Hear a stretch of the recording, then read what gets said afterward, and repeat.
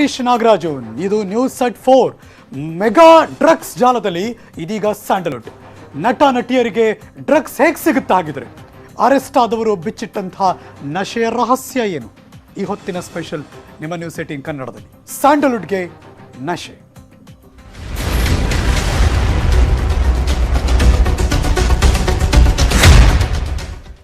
Sandalwood ನಟಿಗೆ local ಅಲ್ಲ, international level touch ಇದೆಯಂತೆ. ಜರ್ಮನಿಯ ಬ್ರಸೆಲ್ಸ್ ಟು ಇದೀಗ ಬೆಂಗಳೂರು, ಅಂದ್ರೆ ಕರ್ನಾಟಕದ ರಾಜಧಾನಿ. NCB ಅಧಿಕಾರಿಗಳು ಬೆನ್ನತ್ತಿದ್ರು.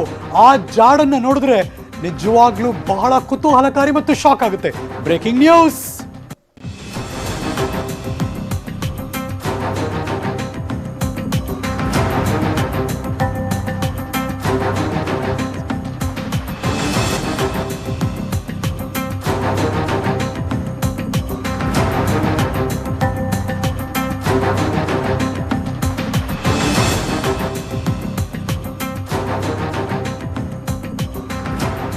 ಬ್ರಸೆಲ್ಸ್ ಟು ಬೆಂಗಳೂರು, NCB ಬೆನ್ನತ್ತಿದೆ. ಅಧಿಕಾರಿಗಳು ಕೂಡ ಆ ಜಾಡನ್ನ ಈಗ ನಿಮಗೆ ತೋರ್ಸೋಕೆ ಶುರು ಮಾಡ್ತಿದ್ವಿ ನಾವು. ಈ ಕ್ಷಣ ನೋಡ್ತಿದ್ದೀರಾ ಬ್ರೇಕಿಂಗ್ ನ್ಯೂಸ್. ಮಾರ್ಚ್ ಜಾಲ ನಡಿಗೆ ಹೇಗಿತ್ತು? ಜರ್ಮನಿಯ ಅಂದ್ರೆ ಬ್ರಸೆಲ್ಸ್ನಿಂದ ಬೆಂಗಳೂರಿನ ತನಕ ಸರಕು ಬ್ರಸೆಲ್ಸ್ನಿಂದ ಬಂದಿತ್ತು. 159 ಗ್ರಾಂ ತೂಕದ ಕೊರಿಯರ್. ಓಹೋ, ಅವರ ಟ್ರ್ಯಾಕ್ ನೋಡಿ ಹೇಗಿದೆ ಅಂತ. ಅಂತಾರಾಷ್ಟ್ರೀಯ ಅಂಚೆ ಕಚೇರಿಯಲ್ಲಿ ಅದನ್ನ ಅನುಮಾನಗೊಳ್ತಾರೆ, ಅದನ್ನ ಪರಿಶೀಲನೆ ಮಾಡ್ತಾರೆ. ಪರಿಶೀಲನೆ ಸಂದರ್ಭದಲ್ಲಿ ಕಂಡು ಬಂತು ಡ್ರಗ್ಸ್ ಕಂಡ ಕೂಡಲೇ NCB ನಾರ್ಕೋಟಿಕ್ಸ್ ಕಂಟ್ರೋಲ್ ಬ್ಯೂರೋದವರು ಅವರು ಇದನ್ನ ಮಾಹಿತಿ ಸಿಗುತ್ತೆ. ಡ್ರಗ್ಸ್ ಮಾಹಿತಿಯನ್ನು ಆಧರಿಸಿ NCB ಕಾರ್ಯಾಚರಣೆ ಮಾಡ್ತಾರೆ. ಮುಂಬೈನಲ್ಲಿ ರೆಹಮಾನ್ ಎಂಬ ವಿದೇಶಿ ಪ್ರಜೆ ಅರೆಸ್ಟ್ ಮಾಡ್ತಾರೆ. ಆ ರೆಹಮಾನ್ ಮಾಹಿತಿ ಮೇರೆಗೆ ಉಳಿದ ಮೂವರನ್ನು ಕೂಡ ಅರೆಸ್ಟ್ ಮಾಡ್ತಾರೆ. ಮಹಮ್ಮದ್ ಅನೂಪ್ ಬೆಂಗಳೂರಿನ ಡೀಲರ್ ಆಗಿದ್ದ. ಕಲ್ಯಾಣ ನಗರ ಹತ್ತಿರ ಹೆಣ್ಣೂರು ಕ್ರಾಸ್ನಲ್ಲಿ ಆತನ ಅಡ್ಡ. ರಾಯಲ್ ಸರ್ವಿಸ್ ಅನ್ನೋ ಅಪಾರ್ಟ್ಮೆಂಟ್, ಅಫ್ಕೋರ್ಸ್ ಬೆಳಗ್ಗೆಯಿಂದ ತೋರಿಸ್ತಾ ಇದ್ದೀವಿ ನಾವು. ಅಲ್ಲಿಂದಲೇ ಡೀಲಿಂಗ್ ಮಾಹಿತಿಯನ್ನು ಆಧರಿಸಿ ಅನೂಪ್ ಪೊಲೀಸರ ವಶಕ್ಕೆ ಸಿಕ್ಕಿಬಿದ್ದ. ರಾಜೇಶ್ ರವಿಚಂದ್ರನ್ ವಶಕ್ಕೆ ಪಡೆದ್ರು NCB ಅಧಿಕಾರಿಗಳು. ಪ್ರಮುಖ ಆರೋಪಿ ಲೇಡಿ ಬಲಭಾಗದಲ್ಲಿ ತೋರಿಸ್ತಾ ಇದೀವಲ್ಲ, ಅನಿಕಾ ಅರೆಸ್ಟ್ ಆದ್ಲು. ಅದಾದ್ಮೇಲೆ ಗೊತ್ತಾಗಿದ್ದು ಅನಿಕಾ ಮತ್ತು ರೆಹಮಾನ್ ಅಂದ್ರೆ ಬೆಂಗಳೂರಲ್ಲಿ ಸಿಕ್ಕಿಬಿದ್ದಂತಹ ಈ ಹೆಣ್ಣುಮಗಳು ಅನಿಕಾ ಮತ್ತು ಮುಂಬೈನಲ್ಲಿ ಸಿಕ್ಕಿಬಿದ್ದಂತಹ ಆ ರೆಹಮಾನ್, ಇವರಿಬ್ಬರು ಗಂಡ ಹೆಂಡ್ತಿರು ಅಂತ. ಸ್ಯಾಂಡಲ್ವುಡ್ನ ನಟ ನಟಿಯರಿಗೂ ಕೂಡ ಡ್ರಗ್ಸ್ ಪೂರೈಕೆ ಬಗ್ಗೆ ಅನುಮಾನ, ಬಿಕಾಸ್ ಈಗಾಗಲೇ ಅವರು ಮಾಹಿತಿಯನ್ನು ಪೊಲೀಸರಿಗೆ ಕೊಟ್ಟಿದ್ದಾರೆ ಅಂತ. ಯಾವೊಬ್ಬ ನಟ ನಟಿಯರ ಹೆಸರನ್ನು ಕೂಡ ಇನ್ನೂ ಅಧಿಕಾರಿಗಳು ಹೊರಗೆ ಬಿಟ್ಟಿಲ್ಲ. ಹಾಗಾಗಿ ಯಾರಿರಬಹುದು, ಎಲ್ಲಿ ಅವರು ಹೇಗೆ ಸಿಗ್ತಾ ಇತ್ತು, ಎಲ್ಲಿ ತಂದು ಕೊಡ್ತಾ ಇದ್ರು, ತಂದು ಕೊಡುವ ರೂಪ ಏನು, ಹೀಗಾಗಿ ಹಲವಾರು ಕ್ವಶನ್ ಮಾರ್ಕ್ಗಳು ಡಾಟ್ ಕ್ವಶನ್ ಮಾರ್ಕ್ ಈಗಲೂ ಕೂಡ ಕಾಡ್ತಾ ಇದೆ.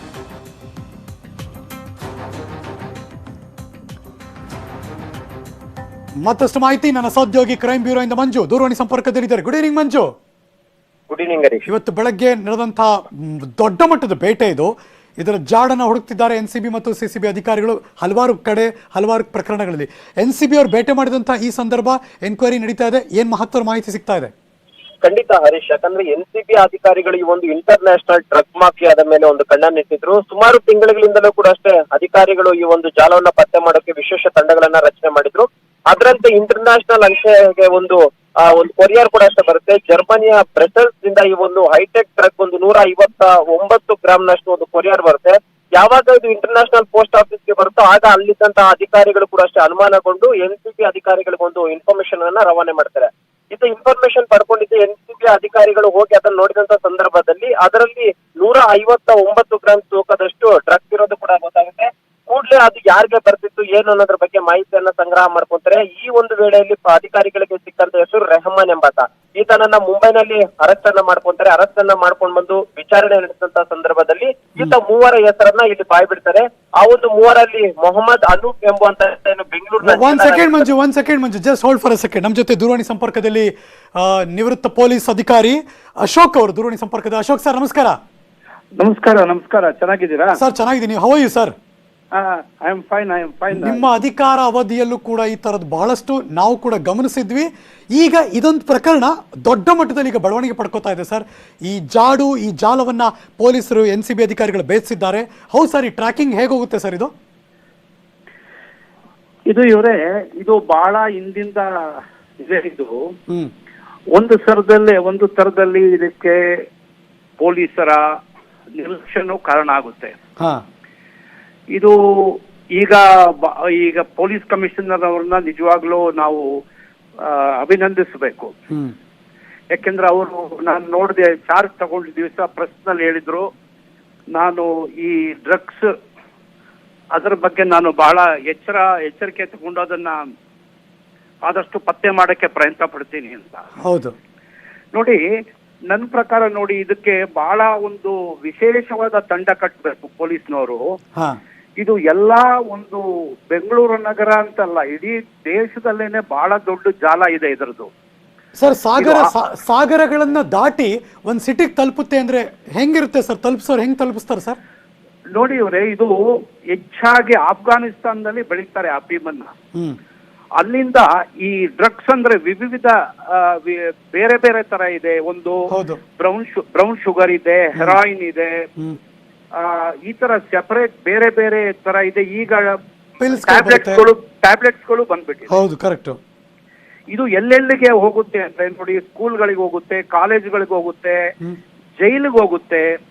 ಜೈಲಿನಲ್ಲಿ ಬಹಳ ಒಂದು ದೊಡ್ಡ ಜಾಲನೆ ಇದೆ ಇದು.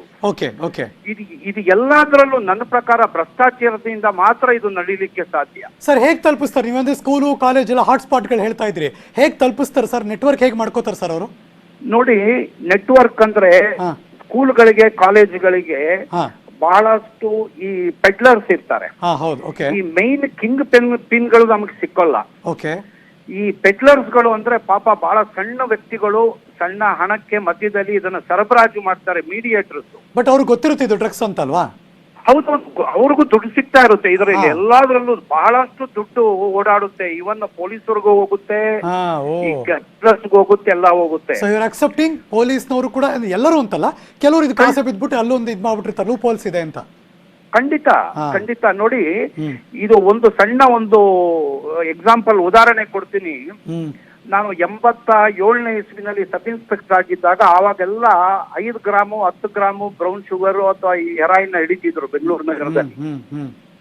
ನಾನು ಮೊದಲ ಬಾರಿಗೆ 1 kg ಬ್ರೌನ್ ಶುಗರ್ ಹಿಡಿದೆ. ಅದು ಆಫ್ಘಾನಿಸ್ತಾನದಿಂದ ಬಂದಿದ್ದು ಸೀಲ್ ಸಮೇತ ಇತ್ತು.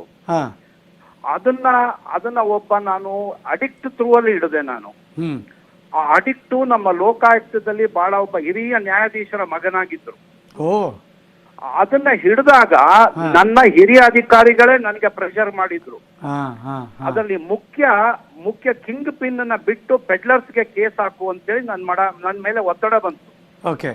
ನನಗೆ ದುಡ್ಡಿನ ಆಮಿಷನ ತೋರಿಸಿದ್ರು, ಒಂದು ಹೊಸ ಮಾರುತಿ ಕಾರನ್ನ ಆಮಿಷ ತೋರಿಸಿದ್ರು. ಅದನ್ನ ನಾನು ಒಂದು ಬುಕ್ ಅಲ್ಲಿ ಬರ್ದಿದ್ದೀನಿ, ನನ್ನ ಬುಲೆಟ್ ಸವಾರಿನಲ್ಲಿ ಬರ್ದಿದ್ದೀನಿ. ಆಫೀಸರ್ಸ್ ಹೆಸರು ಮೆನ್ಷನ್ ಮಾಡಿಲ್ಲ. ಮುಂದೆ ನಾನು ಬಿಡ್ಲಿಲ್ಲ ಅದನ್ನ. ನಾನು ಅದನ್ನ ಹಿಡಿದು ಕೇಸ್ ಹಾಕಿ ಅವರು 3 ಜನನು ಜೈಲಿಗೆ ಕಳಿಸಿದೆ. ನನ್ನ ಮೇಲೆ ಬೇಸರಕೊಂಡು ಹಿರಿಯ ಅಧಿಕಾರಿಗಳು ನನಗೆ 1 kg ಬ್ರೌನ್ ಶುಗರ್ ಹಿಡಿದಿದೆ. ಅಂದಿನ ಕಾಲದಲ್ಲೇ 1 ಕೋಟಿ ಇತ್ತು ಅದಕ್ಕೆ. Sir, hats off to you sir. But ಅಲ್ಲ, ನನಗೆ ಬಹುಮಾನ ಕೊಟ್ಟಿದ್ದು ಎಷ್ಟು ಗೊತ್ತಾ? 5 ರೂಪಾಯಿ. ಇವತ್ತು ನನ್ನ ಎಸ್ ಆರ್ ಅಲ್ಲಿ ಎಂಟ್ರಿ ಇದೆ ಅದು. ಮುಂದೆ ಆ ಹಿರಿಯ ಅಧಿಕಾರಿ ಮಗನೇ ಡ್ರಗ್ ಅಡಿಕ್ಟ್ ಅಲ್ಲಿ ರೋಡ್ ಆಕ್ಸಿಡೆಂಟ್ ತೀರ್ಕೊಳ್ತಾನೆ. ನೆನಪಿಸ್ಕೊತಾರ ಅವರು ಅಲ್ವಾ? ಹಾಗೆ ಸರ್ ಒಂದು ಪ್ರಶ್ನೆ ಏನು ಅಂದ್ರೆ, ನೀವು ಈ ಪ್ರಕರಣ ನೆನಪಿಸಿದಾಗ ನಂಗೆ ಅನ್ಸಿದ್ದು, ಅವತ್ತಿಂದ ಇವತ್ತಿನ ತನಕ ಅಂದ್ರೆ ಇಚ್ಛಾಶಕ್ತಿ ಮನಸ್ಸು ಮಾಡಿದ್ರೆ ಕಂಟ್ರೋಲ್ ಮಾಡಬಹುದಾಗಿತ್ತು ಅಂತಾನ ಸರ್? ಖಂಡಿತ ಮಾಡಬೇಕು. ಇದು ಪೊಲೀಸ್ ಕಮಿಷನರ್ ಮತ್ತೆ ಹಿರಿಯ ಅಧಿಕಾರಿಗಳ ಕೈಯಲ್ಲಿ ಇದೆ. ಈ ಲೋಯರ್ ಲೆವೆಲ್ ಅಲ್ಲಿ ಇದು ನಡೀತಾನೆ ಇರುತ್ತೆ. ಈ ಹಿರಿಯ ಅಧಿಕಾರಿಗಳು ಇದನ್ನ ಬಹಳ ಚೆನ್ನಾಗಿ ತಗೊಂಡು, ಮತ್ತೆ ಅಷ್ಟೇ ಪ್ರಾಮಾಣಿಕವಾದ ಲೋಯರ್ ಲೆವೆಲ್ ಅಲ್ಲೂ ಆಫೀಸರ್ಸ್ ಇದ್ದಾರೆ. ಸರ್, ನೀವು ಗ್ರಾಮ್ ಲೆಕ್ಕದಲ್ಲಿ ಹೇಳ್ತಿದ್ರಿ, ಇಲ್ಲಿ ಸಿಕ್ಕಿರೋದು 2 ಟನ್ ಅಷ್ಟು ಸರ್, ಅಂದ್ರೆ ಸೋ ಹ್ಯೂಜ್. ಅದು ಹೆಂಗ್ ಸರ್ ಇದನ್ನ? ಇದು ಮುಖ್ಯವಾಗಿ ಟ್ರೈನ್ ನಲ್ಲಿ ಬರುತ್ತೆ. ಆಂಧ್ರದಿಂದ ಟ್ರೈನ್ ನಲ್ಲಿ ರೆಗ್ಯುಲರ್ ಬರುತ್ತೆ. ಈವನ್ ರೈಲ್ವೆ ಪೊಲೀಸ್ನವರು ಕನೆನ್ಸ್ ಇದೆ ಅದಕ್ಕೆ. ಆಮೇಲೆ ಈ ವಾಟರ್ ಟ್ಯಾಂಕರ್ ಗಳಿದೆಯಲ್ಲ, ಟ್ಯಾಂಕರ್ ಗಳಲ್ಲಿ ಬರುತ್ತೆ. ನೀರ್ ಇಲ್ದೇನೆ ಖಾಲಿ ಟ್ಯಾಂಕರ್ ಗಳಲ್ಲಿ, ಪೆಟ್ರೋಲ್ ಟ್ಯಾಂಕರ್ ಗಳಲ್ಲಿ ಬರುತ್ತೆ. ಎಲ್ಲೆಲ್ಲ ತಪಾಸಣೆಗಳನ್ನ ಮಾಡ್ತಿರ್ತಾರೆ. ನಾವ್ ಯಾರೋ ಕಾರಲ್ಲಿ ಬಂದ್ರೆ ಬ್ಯಾಗ್ ಹಿಡ್ಕೊಂಡು ಒಳಗೆ ಹೋದ್ರೆ ಅದನ್ನ ತಪಾಸಣೆ ಮಾಡ್ತಾರೆ. ಹೆಂಗ್ ತಪ್ಪಿಸ್ಕೊಂಡು ಒಳಗೆ ಬಂದ್ಬಿಡ್ತಾರೆ ಸರ್? ಇದು ಒಂದು ನನ್ನ ಪ್ರಕಾರ ಟಿಪ್ ಆಫ್ ಐಸ್ಬರ್ಗ್ ಇವಾಗ ಸಿಕ್ಕಿರೋದು. ಈಗ ಬಹಳ ಪ್ರಾಮಾಣಿಕವಾದ ಪೊಲೀಸ್ ಕಮಿಷನರ್ ಇದ್ದಾರೆ. ಇವ್ರಿಗೆ ಎಲ್ರೂ ನಾವು ಕೈಗೂಡಿಸ್ಬೇಕು. ಯಾಕಂದ್ರೆ ಇದು ಬಹಳ ದೊಡ್ಡ ಸಮಾಜದ ದುರಂತ. ಅಂದ್ರೆ ಬಹಳ ದೊಡ್ಡ ಮಕ್ಕಳು, ಬಡವರು, ಎಲ್ಲರ ಮಕ್ಕಳು ಇದಕ್ಕೆ ಬಲಿಯಾಗ್ತಾ ಇದ್ದಾರೆ. ಸೊ ಸಿಕ್ಕಿರೋದು ಬರೀ ಕೊಂಚ ಅಷ್ಟೇ, ಇದು 100 ಪಟ್ಟು ಸಿಗಬೇಕಿನ್ನು. It is just tip of iceberg. ಇನ್ನೊಂದು ಹೇಳ್ತೀನಿ ಕೇಳಿ. ಏನ್ ಮಾಡ್ಬೇಕು ಪೊಲೀಸ್ನವರು, ಬಹಳ ಸೀಕ್ರೆಟ್ ಆಗಿ ಕಾಲೇಜುಗಳು, ಸ್ಕೂಲಲ್ಲಿ ಹೋಗಿ ಸ್ಕೂಲ್ ಮಕ್ಕಳು ಡ್ರಾಪ್ ಔಟ್ಸ್ ಆಗ್ತಿರ್ತಾರೆ, ಅವ್ರನ್ನ ಪತ್ತೆ ಮಾಡ್ಬೇಕು. ಯಾಕೆ ಡ್ರಾಪ್ ಔಟ್ಸ್ ಆಗ್ತಾರೆ ಅಂದ್ರೆ ಡ್ರಗ್ ಅಡಿಕ್ಟ್ ಆಗಿ ಡ್ರಾಪ್ ಔಟ್ ಆಗ್ತಾ ಇರ್ತಾರೆ. ಅಲ್ಲಿ ಪತ್ತೆ ಮಾಡ್ಬೇಕು. ಅದನ್ನ ಪ್ರಿನ್ಸಿಪಾಲ್ ಅಷ್ಟು ಸುಲಭದಲ್ಲಿ ಹೇಳಲಿಕ್ಕಿಲ್ಲ, ಯಾಕಂದ್ರೆ ಅದು ಶಾಲೆಗೆ ಕೆಟ್ಟ ಹೆಸರು ಬರುತ್ತೆ ಅಂತ ಹೇಳಿ, ಕಾಲೇಜಿಗೆ ಕೆಟ್ಟ ಹೆಸರು ಬರುತ್ತೆ ಅಂತ ನನಗೆ ಗೊತ್ತು. ಕಮಿಷನರ್ ಆಫೀಸ್ ಸುತ್ತಮುತ್ತ ಇರೋ ಕಾಲೇಜುಗಳು, ಬಹಳ ಪ್ರತಿಷ್ಠಿತವಾದ ಕಾಲೇಜಿನಲ್ಲಿ ಬಹಳ ಜನ ಅಡಿಕ್ಟ್ ಆಗಿದ್ದಾರೆ. ಅದನ್ನ ಉದಾಹರಣೆ ಹೇಳ್ಬೇಕಂದ್ರೆ, ಒಂದು ಫ್ಯಾಮಿಲಿಯಲ್ಲಿ 2 ಗಂಡು ಮಕ್ಕಳಿದ್ದಾರೆ. ಆ ದೊಡ್ಡವನು ಚೆನ್ನಾಗಿ ಓದಿ ಇಂಜಿನಿಯರ್ ಆಗಿ ಅಮೆರಿಕದಲ್ಲಿ ಇದ್ದಾನೆ. ಚಿಕ್ಕ ಹುಡುಗ PUC ನಲ್ಲಿ ಡ್ರಗ್ ಅಡಿಕ್ಟ್ ಆಗಿ ಓವರ್ ಡೋಸ್ ತಗೊಂಡು ಸತ್ತೋದ. Sir just hold for a second sir. ನಮ್ಮ ಜೊತೆ ದೂರವಾಣಿ ಸಂಪರ್ಕದಲ್ಲಿ ಮಗದೊಬ್ಬ ನಿವೃತ್ತ ಪೊಲೀಸ್ ಅಧಿಕಾರಿ ನಾಗರಾಜ್ ಅವರು ದೂರವಾಣಿ ಸಂಪರ್ಕದಲ್ಲಿದೆ. ನಾಗರಾಜ್ ಸರ್ ನಮಸ್ಕಾರ. ಸರ್ ನಮಸ್ಕಾರ ಹರೀಶ್ ಅವರೇ. ಸರ್ ಫೋನಲ್ಲಿ ಮೀಸೆ ನಾಗರಾಜ್ ಅವರಂದ್ರೆ ಜನಕ್ಕೆ ನಿಮ್ಮ ಮುಖ ನೆನಪಾಗುತ್ತೆ ಸರ್. ಈಗ ಪೊಲೀಸ್ ಇನ್ನೊಬ್ರು ಅವ್ರಿಗೂ ಸರ್ ಹೇಳಿ ಸರ್. Sir please. ಅಲ್ಲಿ ನಿಮ್ ಜೊತೆ ಮಾತಾಡ್ತಿದಾರಲ್ಲ ಇನ್ನೊಬ್ರು ಅಶೋಕ್ ಅವರು ಸರ್. ಅಶೋಕ್ ಟೈಗರ್. ಏನಿಲ್ಲ, ಈಗ ನೀವು ಹೇಳಿದ್ರಿ ಈ ಡ್ರಗ್ ಮಿನೇಸು ಇವತ್ತಿಂದಲ್ಲ, ಅದು ಸಾಕಷ್ಟು ವರ್ಷದಿಂದ ಇರುತ್ತೆ, ಇನ್ನು ಮುಂದೆನೂ ಇರುತ್ತೆ. ಈ ಡ್ರಗ್ಸ್ ಅಲ್ಲಿ 2 ವಿಧ ಇದೆ, ಯೂಸ್ಫುಲ್ ಡ್ರಗ್ಸ್ ಮತ್ತೆ ಡ್ರಗ್ಸ್ ನ ಯೂಸ್ ಮಾಡೋದು, ಅಬ್ಯೂಸ್ ಮಾಡೋದು. ಈ ಮೆಡಿಸಿಕಲ್ ಇದರಲ್ಲಿ ಲೈನ್ ಅಲ್ಲಿ ಯೂಸ್ ಮಾಡ್ತಾರೆ ಕರೆಕ್ಟ್ ಇನ್ ಕ್ರಿಟಿಕಲ್ ಸಿಚುಯೇಷನ್ಸ್, ನಿಮ್ಗೆ ಗೊತ್ತಿದೆ. ಹೌದು. Same drugs can be abused. ಇಲ್ಲಿ ನೀವು ನೋಡ್ತಾ ಇದ್ದೀರಾ, ಸ್ಯಾಂಡಲ್ವುಡ್ಗೂ ಇದು ತಟ್ಟಿದೆ. ಈಗಾಗ್ಲೇ ಬಾಲಿವುಡ್ ಅಲ್ಲಿ ಕ್ರಾಂತಿ ಮಾಡ್ಬಿಟ್ಟಿದೆ. ಹೌದು, ನಿಮ್ಗೆ ಗೊತ್ತಿದೆ. ರೀಸೆಂಟ್ ಆಗಿ ಒಬ್ಬ cine artist died in mysterious circumstances. ಕಾಲಿಟ್ಬಿಟ್ಟಿತ್ತು ಸರ್. ಈಗ ಎಲ್ಲ ಇಂಡಸ್ಟ್ರೀಸ್ ನಾನು ಹೇಳೋದು ಆಲ್ ದಿ ಪ್ರೊಫೈಲ್, ಅದ್ರಲ್ಲಿ ಏನು ಎಕ್ಸೆಪ್ಷನ್ ಇಲ್ಲ. ಇವನು ಬೀದಿಯಲ್ಲಿ ಎಂತದ್ದು ಬ್ಯಾಕ್ ಬೇಕರ್ ಇರ್ಬೋದು ಅಥವಾ ಹೈ ಪ್ರೊಫೈಲ್ ಇವನು ಇರ್ಬೋದು, ಎಲ್ಲರಲ್ಲೂ ಇದು ವ್ಯಾಪ್ಸಿದೆ. ಕಾರಣ ಏನಂದ್ರೆ ಮೋಜಿಗೋಸ್ಕರ. ಯಾವ್ದ್ರಲ್ಲಿ ಅವ್ರಿಗೆ ಸಂತೋಷ ಸಿಗಲ್ವೋ ಅಥವಾ ಒಂದು ಇದು ಸಿಗಲ್ವೋ ಅದು ಇದರಲ್ಲಿ ಸಿಗುತ್ತೆ ಅಂತ ಕೆಲವರು ನಂಬಿದ್ದಾರೆ. ಒಬ್ಬರಿಂದ ಒಬ್ಬರಿಗೆ ಇದು ಸ್ಪ್ರೆಡ್ ಆಗಿ ಇದು ಈ ತರ ಒಂದು ಚಾಳಿಗೆ ಬಿದ್ದಿದ್ದಾರೆ. One of the biggest damage ಏನೋ ನಮ್ಮ ಯಂಗ್ಸ್ಟರ್ಸ್ಗೆ ಇದು ಮಾಡ್ತಾ ಇದೆ. ಜೊತೆಗೆ ಕೆಲವರು ನಿಮ್ಗೆ ಗೊತ್ತಿದೆ ಹರೀಶ್ ಅವರೇ, ಕೆಲವರು ಈ ಟೆರರಿಸ್ಟ್ ಕನೆಕ್ಟೆಡ್ ಇವರು ಇದ್ದಾರೆ, they make money out of it and use it for other purpose. How to control ಅಂದ್ರೆ, ಈಗ ನೋಡಿ, ಸೋರ್ಸ್ ಗೊತ್ತು, ಪೆಡ್ಲರ್ಸ್ ಗೊತ್ತು, ಕನ್ಸ್ಯೂಮರ್ಸ್ ಗೊತ್ತು. ಇದು ಸಾಕಷ್ಟು ಕೇಸಸ್ ಹಿಂದೆ ಆಗಿದೆ. ಇತ್ತೀಚೆಗೆ ಅಷ್ಟೇ similar case was book by CCB police. ಅದು ಆರಿಜಿನ್ ಬಂದು ಈಗ ನೋಡಿ ಜರ್ಮನಿ ಅಂತಾರೆ, ಬೇರೆ ಬೇರೆ ದೇಶಗಳಿದೆ. ನೀವು ಏನ್ ರೈಡ್ ಮಾಡಿದಾರೆ ಈಗ ಆ ಜಾಗ ನೋಡಿದ್ರೆ ಅಲ್ಲಿ it has become up in Bangalore city. ನಾವು ಹೌದು, ಮುಂಚೆ ಎಲ್ಲ ಶಿವಾಜಿನಗರ ಅಲ್ಲಿ ಅಂತ ಹೇಳ್ತಿದ್ವಿ ನಾವು. It is no more become a biggest hub because ಅಲ್ಲಿ ನೈಜೀರಿಯನ್ಸ್ ಇದ್ದಾರೆ, ಲೋಕಲ್ಸ್ ಇದ್ದಾರೆ, connected to Shivajinagar and neighbouring KGHಳ್ಳಿ, ಜಿರಿಜಹಳ್ಳಿ, ಇದಕ್ಕೆ ಬಹಳ ಹತ್ರ. ಐ ಥಿಂಕ್ ಪೊಲೀಸ್ನವ್ರು ಈಗ ಮತ್ತಷ್ಟು ಆಕ್ಟಿವ್ ಆಗಿದ್ದಾರೆ. ಒಂದಷ್ಟು ಎನ್ಕ್ವೈರಿ ನಡೀತಾ ಇದೆ, ಕಂಟಿನ್ಯೂಸ್ ಆಗಿ ಮಾಹಿತಿಗಳನ್ನ ಹೊರಗೆ ತರ್ತಿದ್ದಾರೆ. Nagaraj sir thank you so much. Shashikumar sir thank you so much news 18 ಜೊತೆ ಮಾತಾಡಿದ್ದಕ್ಕೆ. ಚಿಕ್ಕ ಬ್ರೇಕ್ ತಗೊಂಡ್ಬರ್ತೀನಿ, ಎಲ್ಲೂ ಹೋಗ್ಬೇಕಾಯ್ತು.